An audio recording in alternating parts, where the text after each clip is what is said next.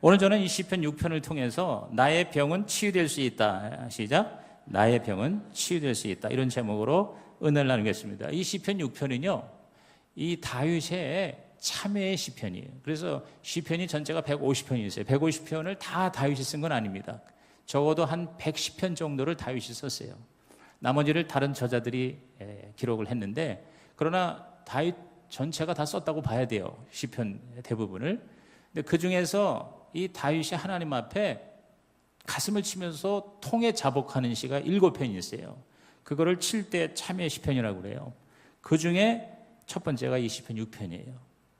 그래서 6편, 32편, 38편, 51편, 102편, 130편, 143편. 이 시를 여러분이 읽으면 이 특별히 이 회개하고 그다음에 통에 자백하고 참여하는 그런 다윗의 그 하나님께 향한 마음을 읽을 수가 있어요. 그래서 이 시편을 읽으면 우리도 하나님 앞에 용서받는 시간이 될 확률이 많습니다. 다시 한번 제가 말씀드릴게요. 6편, 32편, 38편, 51편. 특히 그 51편은 아주 그 유명한 참회십니다. 이 밧세바를 간음하고 나서 나단 선지자의 그 지적을 받고 하나님 앞에 엎드려 통곡하며 부르짖는 시가 51편이에요. 102편, 130편, 143편이에요. 근데 다윗이 여기서 왜 이렇게 하나님 앞에 자신을 토해내는 참회 기도를 드리는 거 아니? 병이 걸린 거예요, 병이. 그러니까 다윗이 평생 몸 건강하고 그렇게 살지 않았고 죽을 병에도 걸렸었어요. 자기의 죄를 통해 자백함으로 하나님께서 죄를 용서해 주신 결과 병도 치유받을 수 있다 하는 메시지를 여기서 우리에게 보여주고 있어요. 사실 모든 병의 근원은요, 죄로 말미암는 것입니다. 꼭 그 사람이 죄를 지어서 병이라기보다 인류 전체가 다 뭐냐면 죄로 말미암아 얻은 결과가 있어요. 죄의 삭은 사망이다. 우리가 간단히 사망인데, 자, 죽음을 향해 가는 게 질병이잖아요. 그러니까 죄로 말미암아 우리에게 다가온 게 우선 저주예요, 저주. 즉 에덴 동산을 뺏긴 거예요. 낙원을 잃어버렸어요. 그래서 모든 것이 풍족하게끔 하나님이 공급하셨는데 그거를 결국 죄로 말미암아 빼앗기고 에덴에서 쫓기고, 그래서 뭐예요? 다시 그 엉겅퀴의 삶을 살게 되었잖아요. 그래서 오늘 전 세계적으로 지금도 그렇지만 역사적으로 우리 인류는 이 저주 때문에 고통을 겪는 거예요. 먹고 사는 문제예요. 지금도 굶어 죽는 사람이 얼마나 많아요. 이 세상에 태어나가지고 먹지 못해서 죽은 사람이 헤아릴 수 없을까 많아요. 그렇죠? 먹는 문제뿐만 아니라 다 모자라는 게 이게 다 저주거든요. 그 다음에 죄로 말미암아 다가온 게 뭡니까? 바로 질병이에요. 병이 인간에게 다가온 거예요. 그리고 그 병으로 말미암아 결국 종착점이 뭡니까? 죽음이 있죠. 육체적인 죽음이에요. 그리고 이것보다 더 비참한 게 뭐냐? 바로 영적인 죽음. 즉 하나님과 영원히 분리되는 게 그게 지옥이에요. 지옥. 여러분, 지옥이요, 거기가 막 유황불이 펄펄 끓고 뜨겁고 괴로워서가 지옥이 무서운 게 아니에요. 지옥은 영원히 하나님으로부터 분리되는 게 지옥이에요. 그런 의미에서 영원한 죽음이에요. 이 사나토스라고 하는 이 죽음이라는 헬라어는 separation이에요. 즉 떨어져 나가는 거예요. 생명으로부터 떨어져 나가요. 생명의 근원인 하나님으로부터 완전히 떨어져 나가는 거예요. 그나마 이 세상에서는 그래도 희망이 있어요. 우리가 예수 믿고 하나님하고 다시 붙을 수가 있어요. 하나님하고 붙는 게 생명이에요. 아주 쉽게 말하면 하나님하고 연합하는 게 생명이고 하나님하고 떨어지는 게 죽음이에요. 그래서 육체와 영혼이 떨어지면 육체적인 죽음이듯이 하나님 생명 그분 자체가 되시는 하나님으로부터 떨어지는 게 죽음이에요. 그게 바로 지옥의 심판이에요. 결국은 인간의 최대의 문제가 바로 뭐예요? 죄의 문제예요. 죄가 사실 인간의 가장 궁극적인 문제예요. 이 세상에 여러 가지 문제를 얘기하지만 죄를 문제라고 얘기하는, 정확하게 얘기하는 데는 교회밖에 없어요. 그래서 교회가 세상의 유일한 희망이 되는 거예요. 여러분, 어디에서 온 사람 보고 당신은 죄인이야 이렇게 얘기하는 데가 어디 있어요? 학교에서 그래요? 회사에서 그래요? 새누리당에서 그래요? 어디에서 그렇습니까? 여러분, 대놓고 하나님을 떠난 당신은 죄인이요. 당신의 최대의 문제는 다른 게 아니에요. 바로 죄입니다. 왜? 죄의 결과 병이 다가왔고, 죄의 결과 저주가 다가왔고, 죄의 결과 죽음이 다가오고, 죄의 결과 허무와 무의미와 그리고 뭐요? 영원한 심판을 받게 되는 것이다. 그러므로 교회에서는 항상 외칠 수밖에 없는 게 바로 인간의 근본적인 문제인 죄. 그러나 동시에 우리에게 희망이 있는 것은 인간의 그 근본적인 문제를 가장 확실하고 완벽하게 그리고 유일하게 해결해 주시는데 그게 바로 뭐예요? 예수님의 십자가 복음이다. 할렐루야. 그러니까 교회는 항상 가장 근본적인 문제를 터치하는 것이 교회예요. 사람들은 그거를 모르거나 아니면 외면하거나 아니면 오해를 하고 곡해를 한다 이 말이에요. 그러므로 우리가 교회 와서 저와 여러분이 듣기 싫어도 들어야 되는 게 뭐냐면 결국 우리 인간은 하나님을 떠나서는 살아갈 수 없다. 하나님을 떠나면 결국 뭐예요? 그게 죄고 죄의 결과 우리에게는 죽음이 다가온다. 그러므로 우리가 이 병의 문제를 근본적으로 깨닫고 이 병을 치유하기 위해서는 어떻게 해야 될 것인가? 우리가 다윗을 가만히 이렇게 들여다보니까 다윗이 지금 굉장히 죽을 병에 걸린 것 같아요. 그래서 하나님 앞에 지금 나왔어요.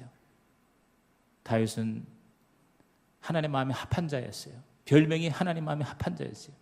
오늘 여러분도요, 최고의 축복은 돈 많이 버는 게 아니고요, 출세하는 게 아니고요, 하나님의 마음을 흡족하게 해드림으로 하나님의 저와 여러분을 끝까지 책임져 주는 것이 최고의 성공이요 축복이요 은혜인 걸 믿으시면 아멘 하시기 바랍니다.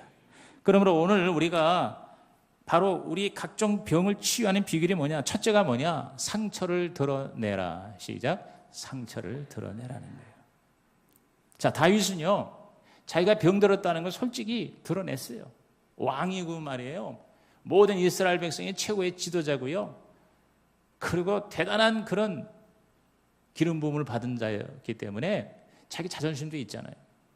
그런데도 불구하고 하나님 앞에서는 다 발가벗긴 거예요. 자기를 드러낸 거예요. 자, 2절에서 3절 보십시오. 다 같이 읽어봅니다. 여호와여, 내가 수척하였사오니 내게 은혜를 베푸소서. 여호와여, 나의 뼈가 떨리오니 나를 고치소서. 나의 영혼도 매우 떨리나이다. 여호와여, 어느 때까지니까? 그러니까 하나님 앞에 나와서 자기의 이 비참한 실상을 그대로 다 노출한 거예요. 자신의 심각한 상태를 솔직하게 드러낸 겁니다. 마치 우리가 의사한테 가서 내 환부를 드러내야 의사가 그걸 보고 제대로 진단하고 치유해 주시는 것처럼 우리는 하나님 앞에 나와서 포장하지 말라 그 말이에요. 하나님 앞에 나와서 옷으로 가리지 말라 이 말이에요. 그걸 드러내야 돼요. 그러면서 다윗이 내가 수척했다고 하는데 사실은 이건 뭐야? 졸도하고 기절할 정도예요. 영어 성경에 보면은 I'm faint 그랬어요. faint. 나는 졸도했습니다. 지금 내가 지금 제정신이 아닙니다. 내 뼈가 떨립니다. 뼈가 떨립니다. 여러분, 뼈가 떨릴 정도로 지금 너무너무 지금 힘들고 아픈 거예요.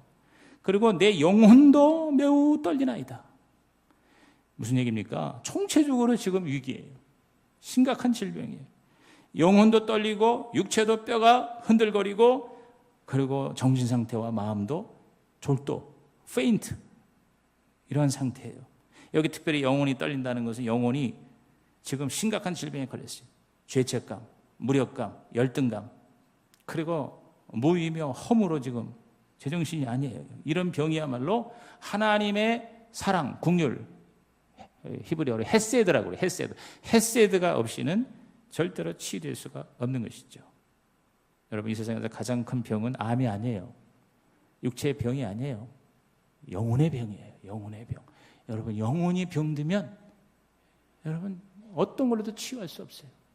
육체적인 질병도 인간의 의학으로 치료할 수 없는 병이 있지만 점점 의학이 발달할수록 여러분 옛날에 죽었던 병이 지금 다 살아나잖아요. 암 그 치유율이 막 높아지고 그래서 이제 뭐 인간은 뭐 진짜 말 그대로 120세까지 살 수 있다까지 얘기가 나와요.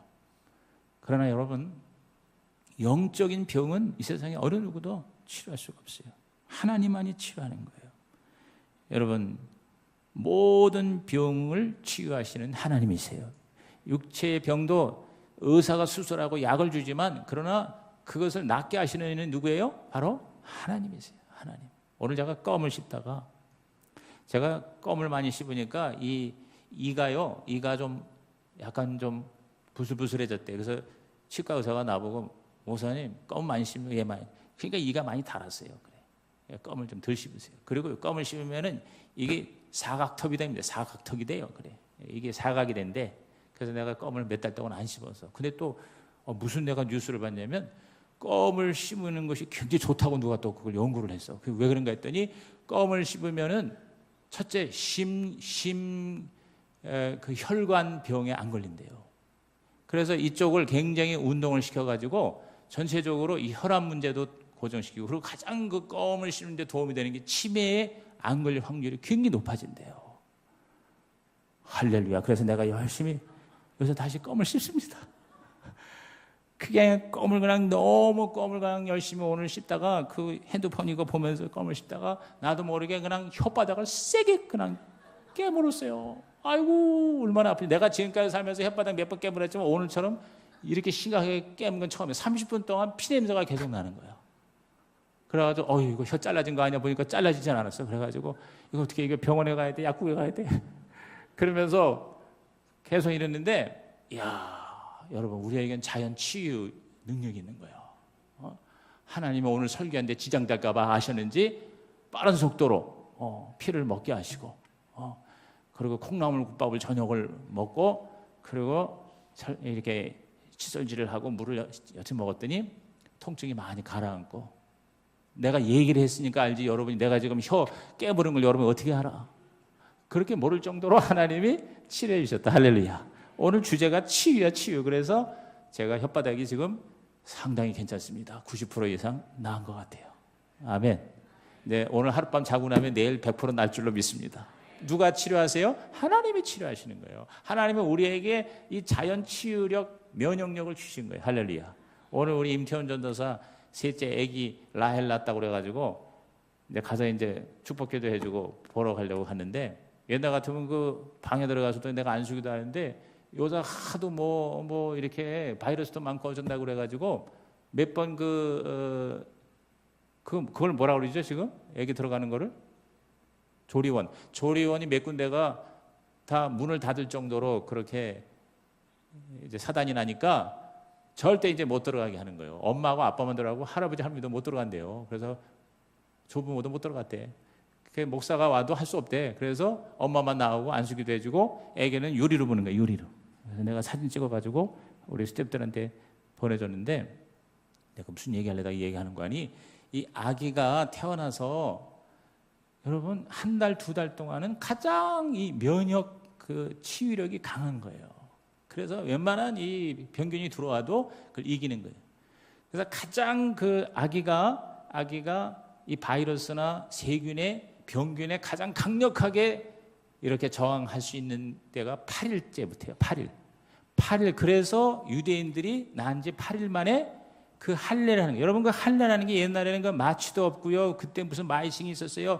애기 고추를 갖다 껍데기를 이거를 잘라가지고 피를 내야 되는 거니 얼마나 그게 아프겠어. 근데 워낙 애기 때니까 다 기억도 못하니까 아픈 줄도 모르지. 그건 진짜 정말 굉장히 힘든 거라고. 그런데도 그때 무슨 약이 있어, 뭐가 있어, 2000년 전, 3000년 전에. 근데 하나님 할례를 하라고. 그 할례가 뭐냐? 그렇게 아기한테는 치명적일 수 있는 그런 상처도 뭐예요? 스스로 치유가 된다. 할렐루야. 하나님이 치유하시는 거예요. 여러분, 하나님이 병을 치료하시는 닥터 가드, 의사 하나님이신 거 믿으시면 아멘 하시기 바랍니다. 그렇습니다. 졸도하고 뼈가 떨리고 영혼까지 심이 떨리는 이 중병, 여러분 인간이 의사가 치료할 수 없어요. 그러나 하나님은 어떠한 병도 치료하시는 의사가 되십니다. 그러므로 우리는 하나님 앞에 여러분의 모든 수치와 여러분의 모든 아픔과 여러분의 모든 상처를 다 하나님 앞에 드러내 놓으시기를 주의 이름으로 축원합니다. 하나님께 오는 거예요. 그래서 하나님한테 여러분이 얘기하는 거, 하나님 나 아파요. 하나님 나 힘들어요. 하나님 나 병이 들었어요. 여러분 그 국제시장이라는 영화 보면 맨 마지막에 그 주인공이 그냥 진짜 전쟁터같이 인생을 살면서 자식들 그래도 키워놓고 막 자식들은 자기들끼리 신나서 말이야 밥 먹으면서 떠들고 노는데 혼자 그 주인공 할아버지가 옆에 있는 방에 홀로 앉아서 그 자기를 살리고 자기에게 가족을 부탁한 그 함흥의 그 말이에요. 그 배 타기 전에 헤어졌던 그 아버지, 그 유언, 그거를 뼈에 사무치게 붙들고 최선을 다해서 그 가족을 살려서 그렇게 해서 이만큼 살게 되었어요. 아버지, 이만하면 됐죠? 아버지, 제가 아버지 유언대로 다 했어요. 자랑스럽게 얘기하면서. 그러나 마지막에 뭐라고? 울면서 아버지 근데 나 힘들어요. 그래서 아버지 나 힘들어요. 이 세상을 떠난 여러분, 이제 고인이 된 아버지한테도 아버지 힘들어요. 여러분, 저와 여러분은요, 살아계신 하나님이 우리 아버지가 되셔서 얼마든지 힘들면 와가지고 하나님 아버지 나 힘들어요. 시작. 하나님 아버지 나 힘들어요. 이렇게 얘기할 수 있게 된 게 얼마나 감사합니까? 오늘 이 밤이 여러분이 여러분의 모든 아픔과 상처와 질병과 수치를, 연약함을 하나님 앞에 다 토해 놓는 시간이 되기를 주님의 이름으로 축원합니다. 그렇습니다. 우리는 하나님 앞에 자기의 상처를 드러냈어요. 두 번째, 우리가 하나님 앞에 온전한 치유를 받으려면 눈물로 간구하라. 시작. 눈물로 간구하라. 자, 다윗은 4절 다 같이 큰 소리로 시작. 여호와여 돌아와 나의 영혼을 건지시며 주의 사랑으로 나를 구원하소서. 다윗은 하나님 앞에 나와서 치유의 근원이 하나님의 은혜요 사랑인 것을 깨닫고 주의 사랑으로 시작. 주의 사랑으로. 이전 성경에는 주의 인자하심을 인하여 그랬어요. 인자하심이나 사랑함이나 이게 바로 그 유명한 헤세드라는 단어예요. 이 헤세드라는 것은 뭐냐? 하나님만이 주실 수 있는 긍휼과 사랑이에요. 하나님의 mercy라고도 할 수 있고 자비 또는 하나님의 긍휼이다. 하나님의 사랑이다. 그러면서 여호와여 돌아오소서, 여호와여 돌아오소서, turn, O Lord, and deliver me 이렇게 얘기합니다. 왜? 하나님이 없으면 치료도 없기 때문에 하나님이 나를 만져주셔야 내가 이게 치료가 되는 겁니다. 그럼 하나님이 돌아오시려면 어떻게 해야 되느냐? 하나님 앞에 회개하고 자백하고 참여해야 돼요. 그래서 그게 6절입니다. 6절 다 같이 시작. 내가 탄식함으로 피곤하여 밤마다 눈물을 내 침상을 띄우며 내 요를 적시나이다 그랬어요. 내 탄식함으로 피곤하여. 이걸 그냥 이렇게 들으면은 탄식함으로 피곤하여 좀 부정적인 의미가 있죠. 탄식해서 피곤하다. 그게 아니라 원래 이건 뭐냐면 내가 부르짖고 기도하노라고 내가 다 그냥 뭐요? 탈진했다 이 말이에요. 하나님께 부르짖고 나 고쳐달라고 하나님 앞에 기도하노라고 내가 달아버렸다는 거예요. 영어 성경에 보면 I'm worn out from groaning 그랬어요. 그러니까 내가 막 하나님 앞에 신음함으로 내가 완전히 뭐요? 지금 탈진해 버린 상태다. 이건 뭐냐면 하나님 앞에 부르짖어 기도하는 거예요. 밤마다 눈물로 내 침상을 띄우며 내 요를 적시나이다 그랬어요. 하나님 앞에 회개하는 거예요. 참여하는 거예요. 가장 향기로운 제물이 바로 참여하는 마음이에요. 여러분, 회개라는 것은 일단 정지예요. 여러분 여기 가다 보면 스탑 사인이 있잖아요. 무조건 일단 정지. 하나님 앞에 우리는 뭐예요? 나를 포기하고 내가 뭘 하려고 하는 거를 중단하고 신의 은총에 하나님의 헤세드에 자기를 의탁하는 거. 이것이 회개예요. 여러분, 이 회개는요 굉장히 긍정적인 면을 또 가지고 있어요. 회개라는 것은 두 가지의 그 관점이 있어요. 하나는 눈물 고인 눈으로 지난 날을 돌이켜보면서 나의 잘못을 하나님 앞에 울부짖으며 토해내는 것이고, 또 한 가지는 감격에 찬 빛난 눈동자로 미래를 보는 눈이에요. 두 눈이 있는 거예요. 눈물을 흘리는 눈과 함께 거기서 새로운 희망을 보는 빛나는 눈동자가 있는 거예요. 나만이 아는 나의 취약점을 하나님 앞에 정직하게 고백하고 하나님의 자비로 거기서 내가 탈출하고 내가 거기서 일어나는 그 모습을 기대하며 하나님 앞에 나오는 것. 이것이 바로 뭐예요? 그게 바로 진정한 회개예요. 아까 우리 조경현 집사님 기도할 때 새 하나님을 얘기했어요. 에베네셀의 하나님, 과거를 바라보는 눈이 있고요. 그러면서 현재 나와 함께하는 임마누엘이 있고요. 그 다음에 뭐예요? 미래를 바라보는 여호와 이레의 그런 관점이 있는 거예요. 이것이 나를 지켜주는 거예요. 이것이 저와 여러분을 살려주는 거예요. 오늘 여러분이 그 하나님, 여러분의 아버지가 되시기를 주의 이름으로 축원합니다. 그 아버지 앞에 우리가 뭐예요? 그냥 눈물을 흘리는 거예요. 그냥 하나님 앞에 창피한 것도 또 자존심도 그리고 어떤 포장도 필요가 없는 거예요. 그래서 최고의 영성은 눈물의 영성이라는 말이 있어요. 눈물의 헬라어 펜토스라는 단어는 깨진 마음과 통회하는 마음을 의미하는 거예요. 그러면 우리가 영성의 건물을 짓기 위해서는 바로 이 눈물의 영성에 관심을 가져야 된다. 지난번에 우리 이병욱 그 박사가 와서 하는 얘기가 웃으면은 암이 안 걸리면서 동시에 울어도 암이 안 걸린다. 그래서 그 울음에 대한 굉장히 긍정적인 견해를 우리한테 가르쳐줬죠. 많이 울면 암이 안 걸린다는 게. 눈물이 바로 치료제죠. 치료제. 근데 그 눈물이 어떤 눈물이냐? 눈물의 종류가 여러 가지가 있어요. 그냥 한이 맺혀가지고 우는 그 눈물, 그거보다는 영성의 눈물이 우리에겐 필요하다는 거죠. 이집트의 수도서 판보가 어느 날 사막을 떠나 알렉산드리아에 가야 할 일이 있었어요. 알렉산드리아에 갔을 때, 알렉산드리아는 우리가 3년 전에 구약의 성지순례를 갔을 때 사실 거기에 안 가게끔 돼 있었는데 여행사의 잘못으로 비행기 스케줄 때문에 알렉산드리아를 공짜로 가게 됐어. 그래서 그 알렉산드리아를 들러서 사막을 거쳐가지고, 그리고 그 이집트의 고도, 우리로 말하면 경주와 같은 그쪽을 우리가 들러갔잖아요. 근데 그 알렉산드리아 가는 데서 우리가 굉장히 은혜를 받았다고.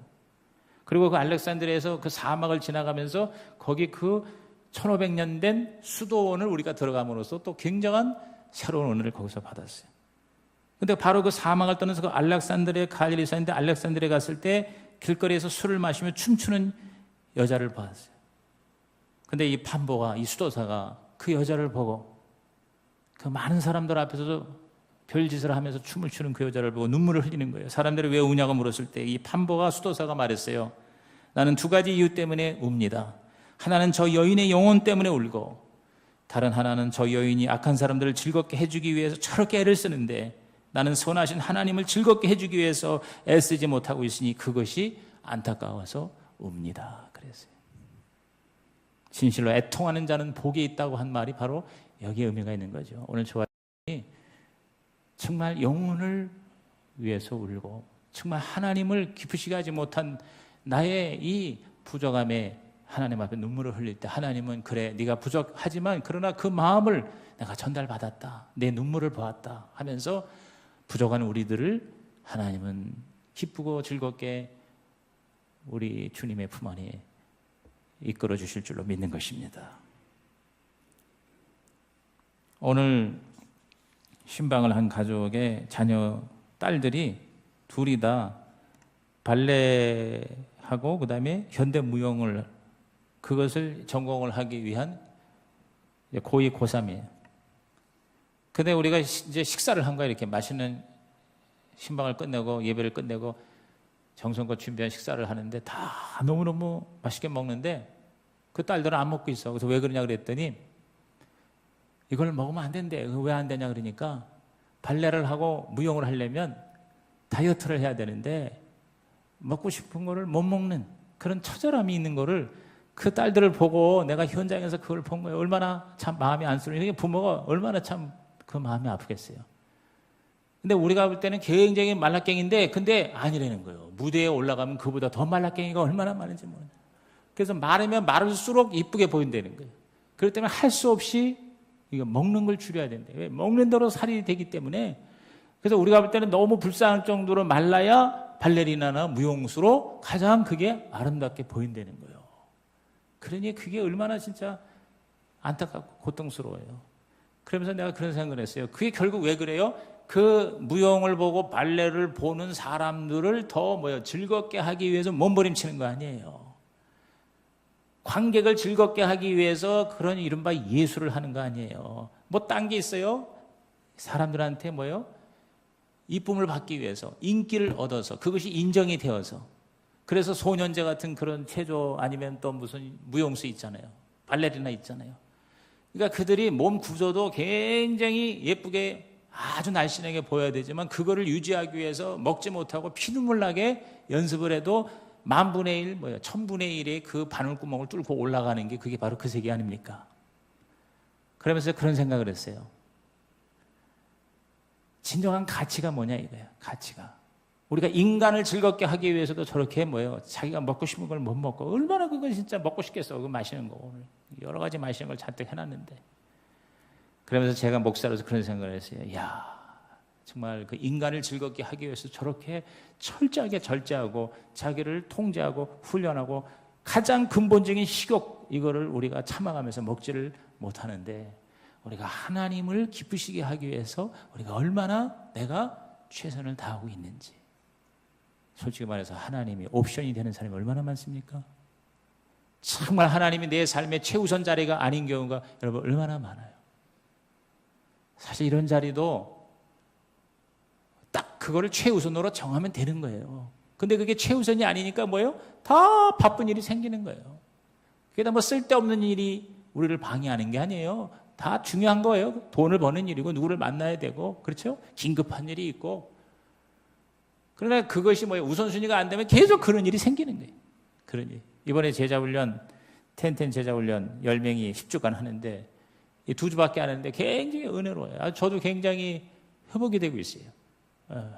몇 년 나왔는데도 서로 친구 하나 없이 모르는데 벌써 2번 딱 만나니까 서로 가족이 되는 거예요.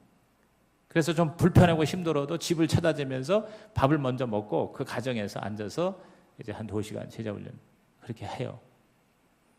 그런데 딱 다들 이제 해보겠다고 처음에 딱 10명이 모였잖아요. 두 번째 8명밖에 참석 못했어. 근데 그 2명이 뭐냐면 반드시 참석하려고 예스까지 다 했는데 그런데 뭐냐 급한 일이 생긴 거야. 급한 일이 생겼어. 엉뚱하게 자기 형이 갑자기 오는 거야. 얘기도 안 하고 온다는 거예요. 그래가지고 우리 제자훈련 받으러 왔다가 다시 차를 돌려야 했대요. 그래서 문자를 보내고 전화를 하고 죄송합니다. 갑자기 형님이 형님 오라면 오라지. 그냥 와서 나중에 여기 끝나고 만나시지 그랬더니 아유 목사님께 말씀드리지 못할 그런 뭐가 있어요. 그러는 거예요. 돈을 왕창 꼬았나 내가 속으로 그러는 거예요. 저렇게 꼼짝 못하게. 그런 또 어떤 사람은 또 갑자기 또 뭐가 일이 생기는 거예요. 그러니까 여러분이요, 우리 하나님을 기쁘시게 하고 하나님을 즐겁게 하고 하나님을 만나는 것이 진짜 내가 마음과 뜻과 목숨을 다해서 하라는 말이 무슨 의미인지 알겠더라고. 그렇게 최우선순위가 되지 않으면 얼마든지 우리는 방해를 받게 돼 있는 거예요. 그러므로 오늘 저와 여러분이 우리 하나님 때문에 눈물을 흘릴 수 있는 영성이 있기를 주님의 이름으로 축원합니다. 영혼 때문에, 죽어가는 영혼 때문에, 무너져가는 세상 때문에 우는 자들. 우리가 이번에 성경 통독하면서 예레미야를 읽었습니다. 눈물의 선자 예레미야입니다. 예레미야는 아무 죄가 없었어요. 그러나 그는 자기의 민족의 죄 때문에 맨날 울어야 돼. 맨날 울어야 돼. 그리고 얼마나 많은 고통을 당하는지 몰라. 심지어는 어느 날 갑자기 자기 와이프가 죽어버렸어. 하나님이 그 에스겔이나 예레미야는 행동 예언을 하게, 말로만 예언하는 게 아니라 그래가지고 한 2년, 3년 동안은 옆으로 누워야 되고 그 다음은 또 오른쪽으로 누워야 되고 심지어는 음식을 먹는데 사람 똥으로 불을 질러가지고 거기다가 빵을 구워 먹으라. 그런 예언을 하라는 거예요. 하나님이. 이게 행동 예언이에요.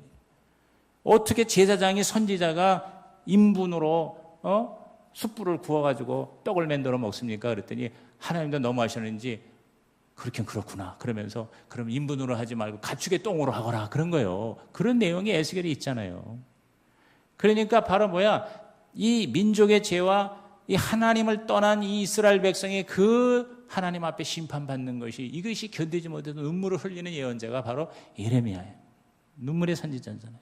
그러니까 예레미야가 바로 위대한 영성의 주인공이 된 거죠. 밤마다 눈물로 내 침상을 띄우며 내 요를. 저는 다윗이 모든 행동에 철저하게 잘했기 때문에 하나님 마음에 합했다기보다 하나님 앞에 툭하면 와서 눈물을 흘렸기 때문에 하나님이 마음에 합한 자로 여기지 않았는가 그런 생각을 해요.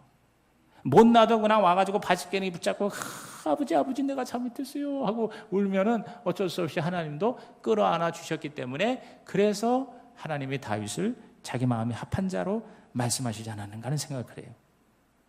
근데 여기 다윗이 보세요. 밤마다 그랬대. 밤마다. 얘가 둘 중에 하나야. 진짜 그랬는가 아니면 진짜 우리 다윗은 너무 과장법이 심한 문학적 표현인 것 같아요. 좀 막말로 뻥이 좀 센 것 같아요. 생각을 해봐요. 밤마다 눈물로 내 침상을 띄우며 내 요를 적시나이다. 얼마나 눈물을 흘리는지 방에 홍수가 나가지고 침대가 둥둥 떠다닌다. 이야, 참 하여튼 과장법도 대단한 대가인 것 같아요. 내가 볼 때. 근데 이걸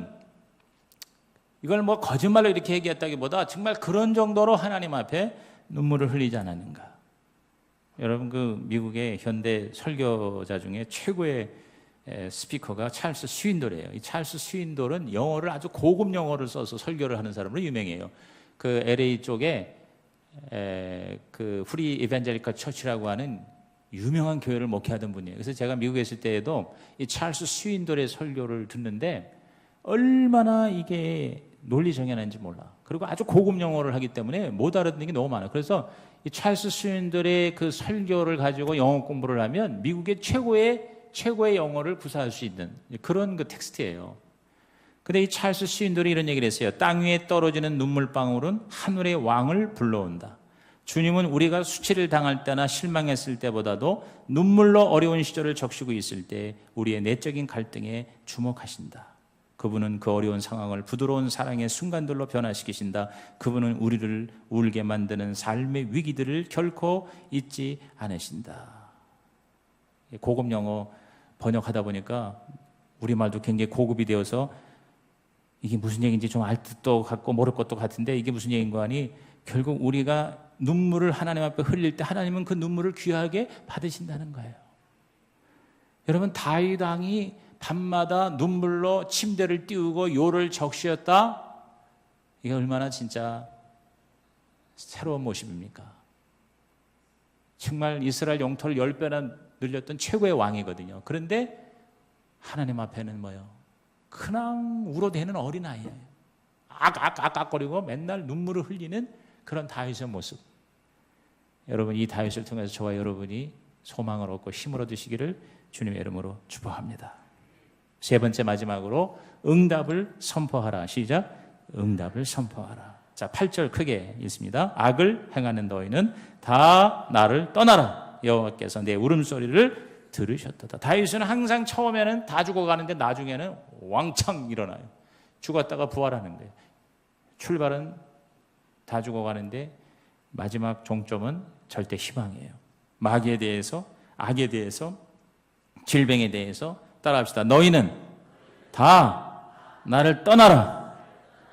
여러분, 마귀는 이빨 빠진 호랑이고 종이 호랑입니다.